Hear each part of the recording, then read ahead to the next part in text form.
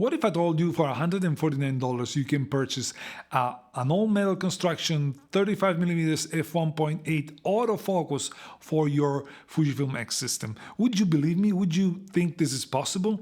Well, today, guys, it's time to talk about the TTArtisan 35mm f1.8, which was released a couple of days ago. Apologies for being late on the review. I've been testing this lens for quite a while in the last weeks. TTArtisan sent me this lens to review and to test, and I get to keep it. But other than that, no money changed hands, and they don't get to know what I think about this lens before you guys do.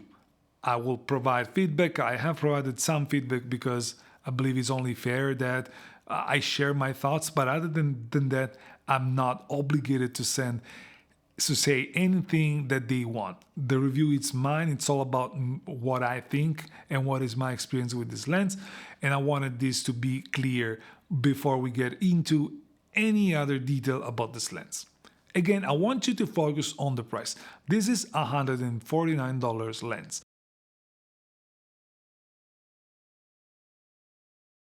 Starting from the build quality, this lens is built, as I said already, all metal. It's a very well built lens. It also comes with this nice square hood, which comes again packaged with the lens. The only issue with that is that you cannot put your lens cap on it because it just doesn't stick. So you either use the hood or the lens cap. Not a big deal. And it comes with the rear cap that has a USB-C port over here, which is the way you update firmware on TTArtisan lens, something that I've already done with the 27mm f2.8 review over here. Despite the fact that it's all metal, the lens is very lightweight. It's just below 200 grams. It's got no aperture ring. You see, it's all plain. The only thing that moves here is this manual focus ring that you see, and it moves pretty smoothly.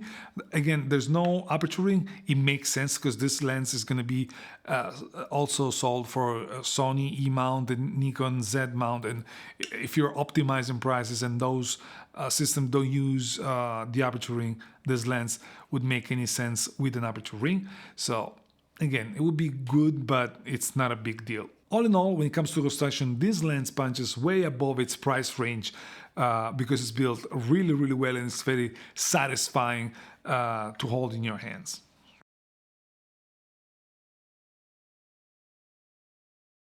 The autofocus is based on the step-in motors. It's very quiet and decently fast.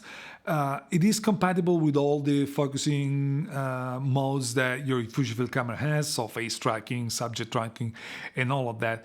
Its performance in regards of especially tracking isn't overly impressive, meaning that the lens works pretty good, but at the same time it's not on par with the best Fujifilm lenses that you can think of, meaning like the 33mm f1.4, 18 1.4, and all of that. Sometimes you get the autofocus misses where you don't expect it to miss, because if you're tracking a pretty fast subject and it misses some, it's not a big deal. You can expect that from a $149 lens. But when you're shooting a landscape or anything like that, you would not expect the lens to miss focus.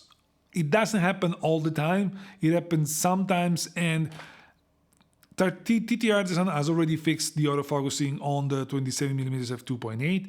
I am more than sure that they're gonna fix it with a firmware upgrade on this lens.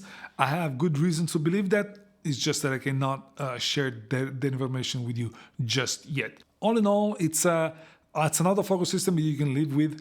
Also, my lens was pre-production, so probably they're gonna get it better by the time it hits the market. So I wouldn't worry too much about that.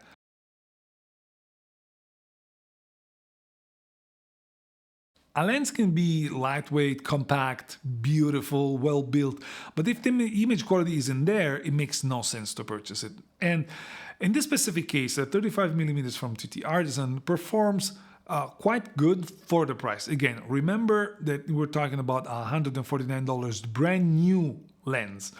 Now, starting from sharpness, the sharpness was tested again on the XH2, so on the 40 megapixel sensor. And what I realized is that at f1.8, the center is decently sharp. I mean, it's not going to blow your mind, but it's definitely sharp and the photo is usable, while corners are soft.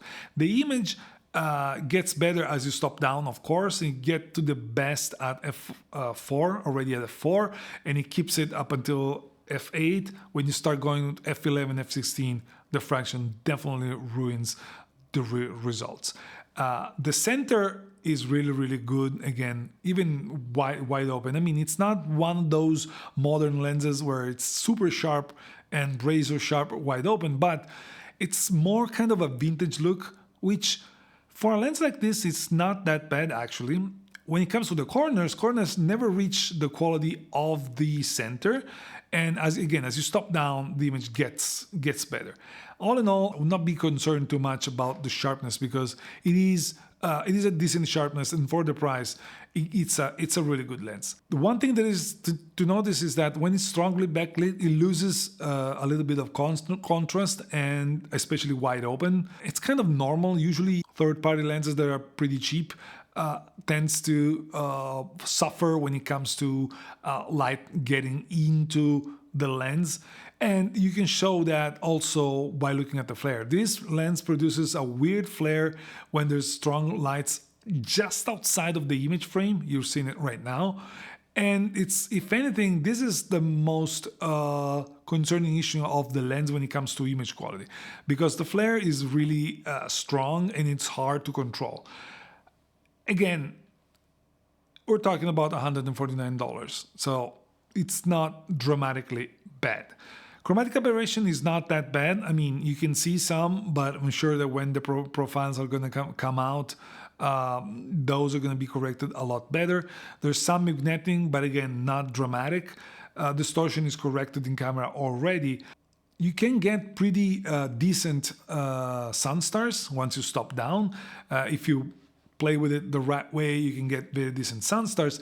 The big, not to say disappointment, but the thing that I would have done differently is that this lens focuses, its minimum focusing distance is 60 centimeter from the plane of the sensor, and it's not that much. I mean, it's a lot. It's a lot. Sorry.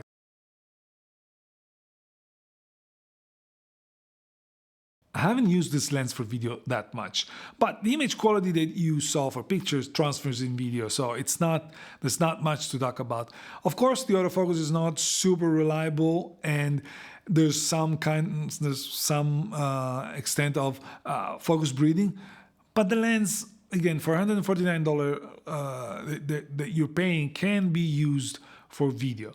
Again, it's not its main purpose, it's mainly a photographic lens, but if you have it and you want to use it, you can. Of course, you got to remember, it's not stabilized, so you got to rely on the stabilization of the camera.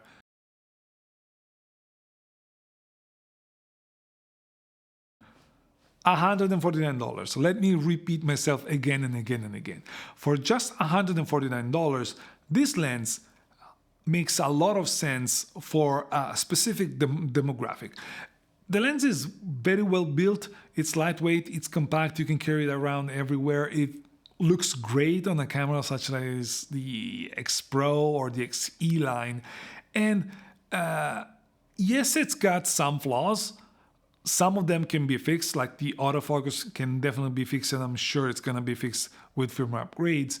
But all in all, for that price, you get a really decent lens. There's a reason why professional lenses in the same range cost 5-6 times as much. Of course, I would not use this lens for my professional work, just because I cannot 100% depend on the autofocus or the flare resistance. Sometimes you just have to work with it. So it's not a professional lens by any means, but it's definitely a fun lens for beginners. In my opinion, a beginner that is willing to explore for the first time a prime lens can definitely look at this one. And as long as you know what the flaws are, which mainly we're talking about the flare resistance and the minimum focusing distance that is not that great, you can work around those, and this lens is definitely gonna make a lot of sense. Again, we're talking about TTArtisan, who's finally investing on autofocus APS-C lenses, so we should praise them for doing that.